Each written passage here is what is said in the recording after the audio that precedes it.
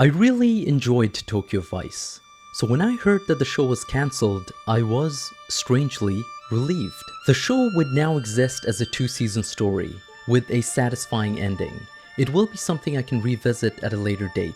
Its memory will be untarnished by more episodes that could run the risk of being disappointing. In 2024, the same year the second and final season of Tokyo Vice was released, another show set in Japan debuted to great fanfare. That show was Shogun. I loved this show, but was troubled to hear that it was going to have a second season. See, the first season is intended to be a self-contained story, just as the book it is based on. So a second season would have to be conjured up by writers unbound by the character or intent of the original book, susceptible to clumsily incorporating modern-day sensibilities. Shogun's milieu is no doubt fascinating and his characters interesting, so it wouldn't be impossible to make a good second season, but I feel that a second season will somehow be an artificial enlargement, like a hastily built extension onto the side of a historical building. My apprehension about a second season is not unfounded. Over the last several years, I have been subjected to unnecessary sequel after sequel that all seem to rely on the memory, momentum, and goodwill of his predecessors while doing nothing new. And often it's worse than not doing anything new. Often they actively undermine their forerunners. The future can and does affect the past. The fourth Matrix film was a travesty that asked the question, what if Neo's sacrifice at the end of Matrix Revolutions meant nothing? Hey, remember Maximus and his sacrifice?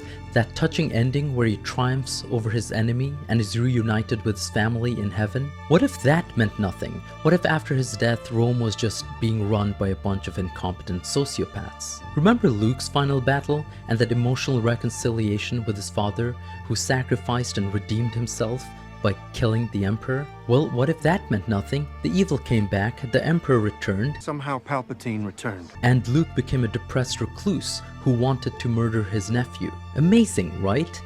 Personally, watching John Connor being summarily dispatched at the beginning of Terminator Dark Fate was the most heartbreaking for me. It was the movie telling me, this new movie needs to happen, so just accept this so we can get on with it. One of the greatest action movies ever made, vandalized to make way for trash. And remember the apotheosis of superhero cinema in RDJ's Iron Man, sacrificing himself and destroying Thanos with the same line he said in the very first movie, a full circle moment suggesting a brilliant finality? I am Iron Man. Well, how about we keep that party going and bring him back as Doctor Doom? There are murmurs of another Rey movie, but what is left to say? Whom will she fight? Another enemy would have to be more sinister, bigger, and better, and thereby negate all the struggles and triumphs that preceded it. It would have to be a derivative of what is already a derivative. A copy of a copy where the quality has become so degraded that it has only the faintly perceptible contours of a movie. Speaking of bigger and better, scale is a substitute for creativity in such movies. The Death Star was the size of a moon, so the new one must be the size of a planet. The original destroyed one planet, so the next one must destroy 5 planets at once. But even this had to be eclipsed in the final Rey movie, so they had an entire fleet of planet-destroying ships. If you loved the deranged Emperor in Gladiator, you are in for a treat because Gladiator 2 has 2 deranged emperors. If you liked the final battle between Iron Man and Ironmonger, well, in Iron Man 2, there's 2 Iron Men fighting several similar bad guys. Always more, always bigger, always louder, but seldom deeper. I love Snickers, the chocolate bar, but I do not remember the last time I ate one. The pleasure of eating one lasts only as long as I'm eating it. And it is just as with such movies where the movie lingers neither in memory nor on palate, forgotten as soon as the credits roll. And to keep this conveyor belt of content running, there must be a constant resetting and rebooting. Therefore, the quality of forgettability becomes essential. It is important that we forget so we can keep consuming more of the same without complaint. Few, if any, of these sequels and reboots have been satisfying. Empty calories that tickles the taste buds, but offer no nourishment. How many times must we see Uncle Ben or Bruce Wayne's parents die? Even actors aren't allowed to get old or die. Actors are de-aged or even brought back from the dead. It is our greed that keeps this going. I'm not saying that no movie should get a sequel. Terminator 2, for example, one of the greatest action movies of all time, was itself a sequel. But there was a story to be told in Terminator 2, and the mind-boggling escalation in creativity and complexity from the original made it a sequel worth creating. My favorite stories are the ones that have an end, like a delicious meal that doesn't leave you too full, or a guest that doesn't overstay his welcome.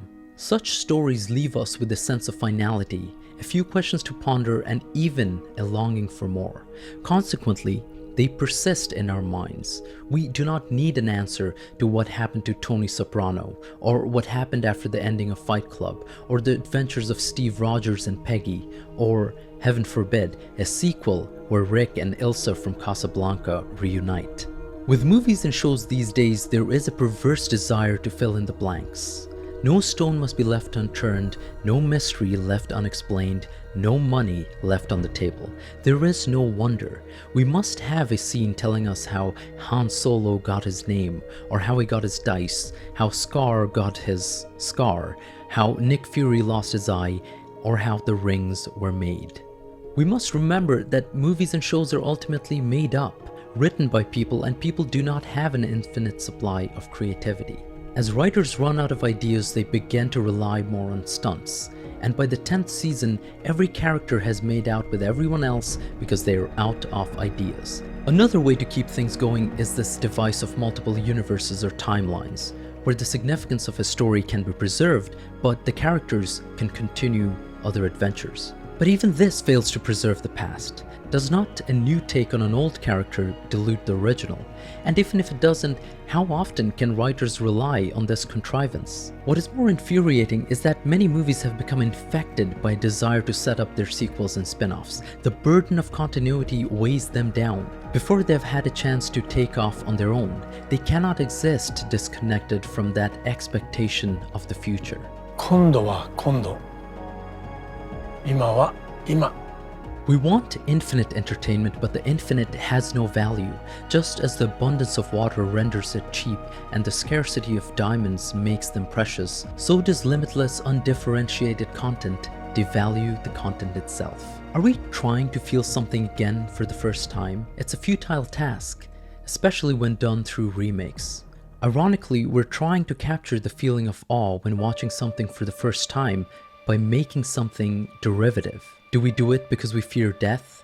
Because an ending would force us to confront the truth that all things end?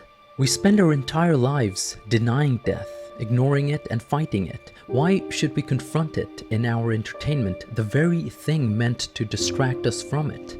No, we must peek around the corner if only to make sure that there is no dead end. The road must go on. The show must go on. We'd rather be left dissatisfied with certainty than be left longing, wandering, and imagining. The days of daring have ended. This is no country for bold men. The past is all we have. The past is strip-mined, pillaged, and vandalized, so stories and characters can be resurrected or repurposed, repackaged, rebooted, reimagined, reinterpreted, deconstructed, and subverted. How can we build a future when we are too busy regurgitating the past? Disney brought him back. They're gonna make him do this till he's 90. Greed is the great and final villain. Greed for just a little more box office revenue, just one more sequel. And we, the public, the moviegoers, have the power to let our heroes rest by not asking for more. I say it's time for us to grow up, to embrace uncertainty, to resist peeking around that corner, hoping to see more. To learn to love endings is to learn to love and then let go.